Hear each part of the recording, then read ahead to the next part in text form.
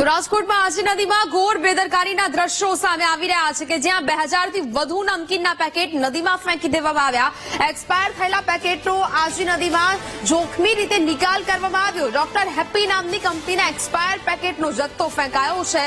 શહેરની સ્વચ્છતા અને લોકોના સ્વાસ્થ્ય સામે જોખમ ઊભું થઈ રહ્યું હોવાના પ્રશ્નો અત્યારે અહીંયા ઊભા થઈ રહ્યા છે। આજી નદી ગાર્બેજનો ગઢ બની હોય તે પ્રકારના આ દ્રશ્યો અહીંયા સામે આવી રહ્યા છે।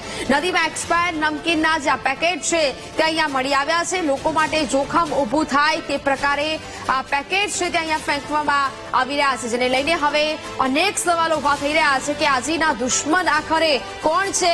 જાહેરમાં એક્સપાયર ફૂડ પેકેટનો નિકાલ આખરે કેમ કરવામાં આવે છે? ખાવાની વસ્તુ જોઈને બાળક આરોગ્ય અને કંઈ થઈ જાય તો જવાબદાર કોણ? નદીમાં જોખમી રીતે નિકાલ કરનારા તત્વો સામે આખરે ક્યારે કાર્યવાહી થશે?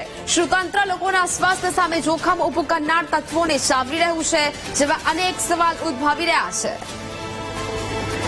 સંવાદદાતા શનિ ફોન લાઈન પર જોડાયા છે। શનિ, રાજકોટમાં આજી નદીમાં ઘોર બેદરકારીના દ્રશ્યો સામે આવી રહ્યા છે, શું વિગત?